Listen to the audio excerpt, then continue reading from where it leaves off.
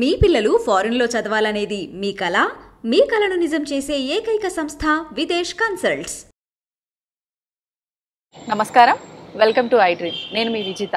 ప్రస్తుతం మనతో పాటు ఉన్నారు ప్రముఖ ఆధ్యాత్మికవేత్త డాక్టర్ అనంతలక్ష్మి అమ్మగారు. ఇప్పుడు అమ్మతో మాట్లాడి మరిన్ని విషయాలు తెలుసుకుందాం. నమస్తే అమ్మా. నమస్తే అమ్మా. అమ్మా, మదర్స్ డే రాబోతోంది. అవునమ్మా. మనకి ఈ సృష్టిలో గొప్ప వ్యక్తి ఎవరైనా ఉన్నారు అనంటే అమ్మ. అమ్మను మించిన దైవం అనేదే లేదమ్మా. లేదు. అమ్మ గురించి చెప్పాలంటే ఏం చెప్తారమ్మా? భగవంతుడు అన్ని చోట్ల ఉండలేక అమ్మను సృష్టించాడు అని ఒక కవి చెప్పాడు. చాలా అప్రాప్రియేట్గా అనిపిస్తుంది. నిజమమ్మా.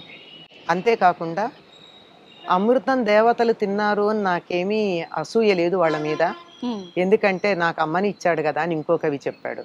ఇది ఇంకా బాగా అప్రాప్రియేట్గా అనిపిస్తుంది. ఎందుకు అంటే అమృతంలో సగభాగం అమ్మలో ఉంది. తర్వాతే కదా ఉన్నది.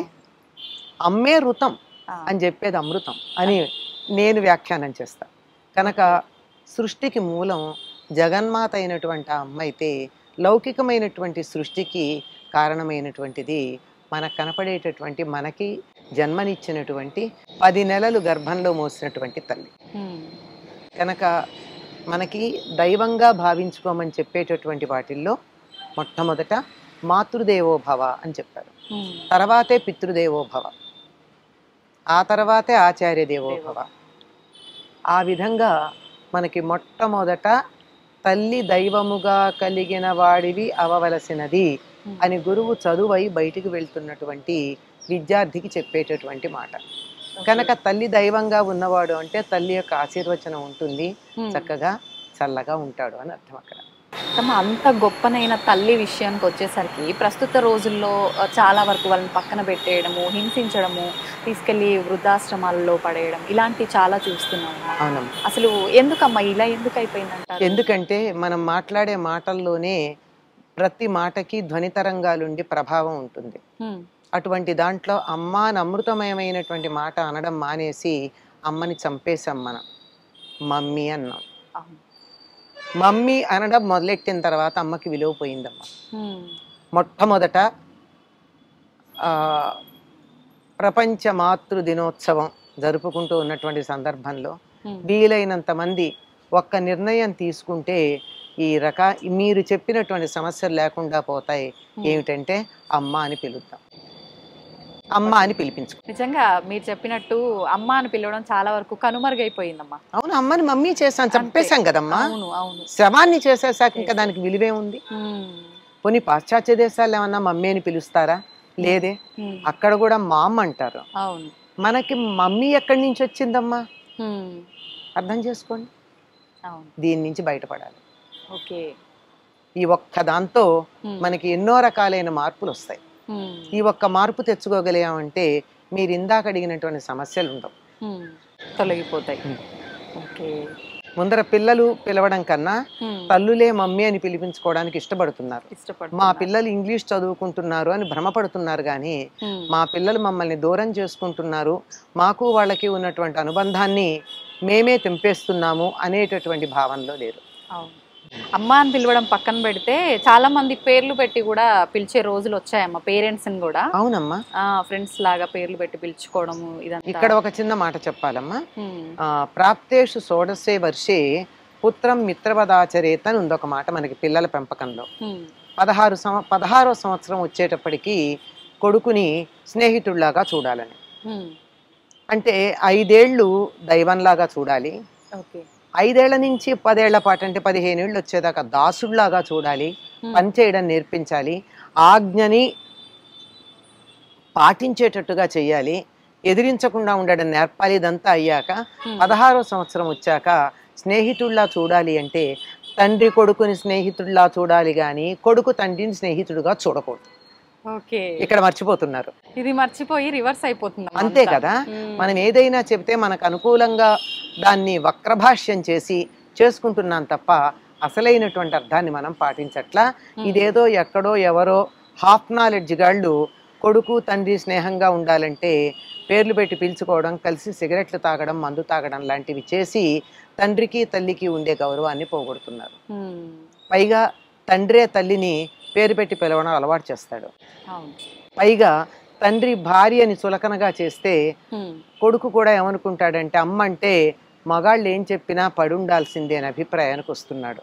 కనుక తల్లికి గౌరవం రావాలి అంటే పిల్లలకి చెప్పడంతో పాటు ముందు పెద్దలు తల్లిని గౌరవించటం నేర్చుకోవాలి. పురుషులు భార్యల్ని గౌరవించడం నేర్చుకుంటే పిల్లలు తల్లిని గౌరవిస్తారు, ఆ తర్వాత తండ్రిని గౌరవిస్తారు. అవునమ్మా, నిజంగా చాలా నిజమైన మాట మా మీరు చెప్పింది. మరే కదా, ఎక్కడో ఒకళ్ళని పిల్లల్ని అనేస్తున్నాం, పిల్లలు తల్లిదండ్రులని పేరు పెట్టి పిలుస్తున్నారు. ఈ యువతరం చెడిపోయింది. యువతరం ఏం చెడిపోలేదండి, వాళ్ళు మంచివాళ్ళు, వాళ్ళు బంగారం. మనం వాళ్ళని పాడు చేస్తాం. ఆ బాధ్యత మనం వహించాలి. పిల్లల్ని పాడు చేసినటువంటి బాధ్యత వహించకుండా వాళ్ళు అట్లా వీళ్ళు ఇట్లా అనే అధికారం మనకి ఎక్కడుందమ్మా? అవునమ్మా, లేదు. అమ్మా, అయితే అంత గొప్పనైన దైవం అన్ని చోట్ల ఉండలేక అమ్మ రూపంలో ఉన్నాడు అని చెప్పారు కదమ్మా. అటువంటి అమ్మకి మనం ఏ రకంగా కృతజ్ఞతలు తెలుపుకోవచ్చమ్మా? కృతజ్ఞతలు చెప్పడానికి థ్యాంక్ యూ అని ఒక రోజు మదరింగ్ కేక్ తెచ్చి ఇచ్చేస్తే అయిపోదమ్మా. ఆ కేక్ పేరే మదరింగ్ కేక్. అలా ఇచ్చేస్తే అయిపోదు. మనకు అసలు అలా ఒక్కరోజు కాదమ్మా, మనకి ప్రతిరోజు కూడా తల్లిదండ్రులకి నమస్కారం చేసుకునేటటువంటి పద్ధతి ఉండేది పూర్వం. తల్లికి నమస్కారం, తండ్రికి నమస్కారం చేసుకుని బయటికి వెళ్ళే పద్ధతి. అంటే ప్రతిరోజు తల్లిదండ్రుల్ని మనం గౌరవించే పద్ధతి ఉండేది. అది మర్చిపోయాం గనక ఇప్పుడు జ్ఞానసూర్యుడు పడమటను పొడిచి తల్లిని గౌరవించండి సంవత్సరానికి ఓ రోజైనా అని చెప్తే దాన్ని అనుసరించాల్సిన అవసరం వచ్చింది. మనకి చెప్పిన పద్ధతి ఏమిటంటే తల్లి తండ్రి కన్నా 10 రెట్లు గౌరవనీయుడు, తండ్రి గురువు కన్నా ఉపాధ్యాయుడి కన్నా కూడా 100 రెట్లు గౌరవనీయుడు అని చెప్తూ వీటన్నింటిని బట్టి తల్లి ఎంత గౌరవించాల్సిందో చూడండి. ఉపాధ్యాయన్ దశ ఆచార్య, ఆచార్య శతాన్ పితృన్ సహస్రంతు మాతా గౌరవేణాతిరిచ్యతే అని చెప్పారు. అంటే కొన్ని కోట్ల రెట్లు ఒక గురువు కన్నా తల్లి గౌరవించదగింది. తల్లిని గౌరవించాలంటే మీరు అన్నట్టు మదరింగ్ కేక్ ఇవ్వడము, ఒక గ్రీటింగ్ కార్డు ఇవ్వడము, ఒక గిఫ్ట్ తెచ్చి ఇవ్వడము, లేదా ఆవిడ్ని నేను పూజిస్తున్నా అని చెప్పడము, ఇవేమీ చెయ్యక్కర్లేదమ్మా.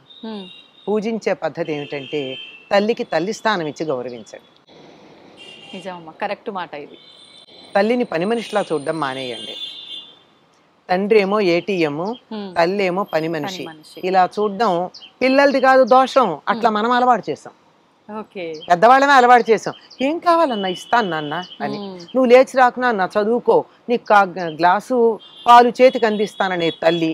వీళ్ళు అలా కాకుండా తల్లిదండ్రులని మనుషుల్లాగా, ఆ తర్వాత గౌరవించదగినటువంటి వాళ్ళలాగా చూడడం చిన్నతనంలో అలవాటు ఉండాలి.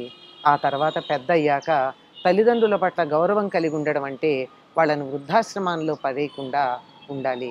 వృద్ధాశ్రమాల్లో పడేయడం మాట ఉంచండి, ఇంట్లో ఉంచుకుంటే కూడా మాట్లాడరే, అది కదా. దాని బదులు వాళ్ళని పలకరించటం, వాళ్ళ అభిప్రాయాలు ఏమున్నాయో తెలుసుకోవడం, వాళ్ళు కావాలనుకున్నటువంటి వాటిని చెయ్యనీయడం, వాళ్ళకు కొంచెం స్వేచ్ఛ ఇవ్వడం, ఇవి చెయ్యాలి. పెద్దవాళ్ళు అయిపోయారు, మీకేమిటి కోరికలు, మీకేమిటి మీ ఇష్టం, మా ఇష్టం వచ్చినట్టు ఉంటాము అని కాకుండా వాళ్ళు కూడా మనుషులే కదా. 60 ఏళ్లకేమీ వాళ్ళు సెనైల్ అయిపోలేదే, స్టిల్ దే ఆర్ యాక్టివ్. అట్లాంటి వాళ్ళని వాళ్ళకి ఇష్టం వచ్చినట్టుగా ఉండనివ్వగలగడం అన్నది ప్రధానమైనటువంటి అంశం అమ్మ. వాళ్ళకి శారీరకంగా మానసికంగా స్వేచ్ఛని ఇచ్చి వాళ్ళకి తగినట్టుగా వాళ్ళకి కావలసినట్టుగా వాళ్ళని ఉండనివ్వాలి. వాళ్ళతో మాట్లాడాలి, వాళ్ళ భావాలకు గౌరవం ఇవ్వాలి. ఇక్కడ పెద్దవాళ్ళు కూడా గుర్తుంచుకోవాల్సింది ఏమిటంటే పిల్లల విషయంలో అతిగా జోక్యం చేసుకోకూడదు. వాళ్ళ ఇష్టం వాళ్ళది, అడిగితే సలహా చెప్పాలి, లేకపోతే మన పద్ధతిలో మనం ఉండాలి. కన్న తల్లైనా సరే సలహా చెప్తాం. వాళ్ళు తప్పుదారిని పెడుతున్నారు అంటే అమ్మ ఇటు వెళ్ళడం తప్పు అని చెప్తాం, విన్నారా సరే, లేదంటే ఊరుకోవాలి. వాళ్ళు సలహా అడిగితే చెప్పాలి, కానీ మన అభిప్రాయాలు వాళ్ళ మీద రుద్దకూడదు. చాలా మంది ఇప్పుడు మీరు అన్నట్టుగా ఈ విషయంలోనే తేడాలు ఎక్కువగా వస్తున్నాయి. పేరెంట్స్ పెద్దవాళ్ళుగా ఉండి ఇది వద్దు అని చెప్తే పిల్లలకు ఈ జనరేషన్ కి అనుగుణంగా వాళ్ళు ఉండి వాళ్ళకు నచ్చక వాళ్ళు చెప్పిన మాట పేరెంట్స్ కి పిల్లలకి తేడాలు ఎక్కువ. అవునమ్మా, చెబుతామమ్మా. చెప్పిన తర్వాత వినడం వినకపోవడం వాళ్ళ విజ్ఞత, అంతేగాని నువ్వు విని తీరాలని బలవంతం చేయకూడదు. చెప్పకుండా ఉండడం తప్పు, కానీ బలవంతం చేయడం కూడా తప్పు. చెప్పాలి, బలవంతం చేయకూడదు. అంతటి కృష్ణుడే నన్ను శాధిమాం అన్నాడు అర్జునుడు, నన్ను నువ్వు శాసించు అన్నాడు. అన్నాక బోళ్ళు ప్రశ్నలు వేశాడు. అన్ని అయ్యాక ఏం చెప్పాడు కృష్ణుడు? యథేచ్ఛసి తథాకురు అన్నాడు. నీకు ఇష్టం వచ్చినట్టు చేయమన్నాడు. నేను చెప్పా, మంచో చెడో, ఇది మంచి ఇది చెడు అని చెప్పా. నువ్వు ఏ మార్గంలో పెడతావు అది నీకు సంబంధించింది.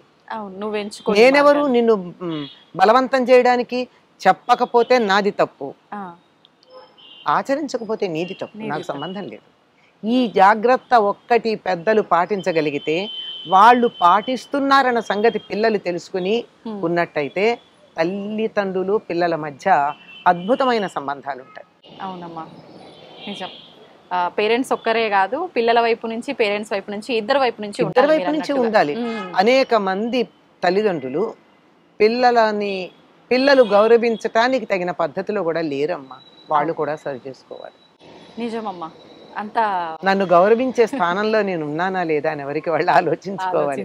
నా పిల్లలు నన్ను గౌరవించట్లేదు అంటే ఇంట్లో వంట చెయ్యకుండా స్విగ్గీ నుంచి ఆర్డర్ ఇచ్చి తెచ్చిపెట్టే తల్లిని ఏ కొడుకు గౌరవిస్తాడమ్మా? అంతే అమ్మా. కల్చర్లన్నీ వదిలేసి, మన సాంప్రదాయాలు వదిలేసి మోడర్న్ లైఫ్ కి అలవాటు పడిపోయిన తర్వాత మీరు అన్నట్టు చేత అటు ఇటు ఇది ఒకటి మీరు 5 నిమిషాల్లో మాట్లాడే విషయం కాదు. ఈ ఒక్కదాని గురించి మాట్లాడాలంటే కనీసం ఒక 3-4 గంటలు పడుతుంది. అంచేత అందులో 1-2 విషయాలు మాత్రమే సూచనగా నేను చెప్పడం.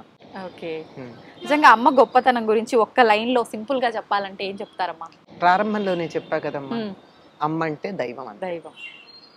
ఆ జగన్మాత ఇన్ని చోట్ల ఉండడానికి అవకాశం లేక ప్రతి స్త్రీ శరీరంలోనూ ఉంది.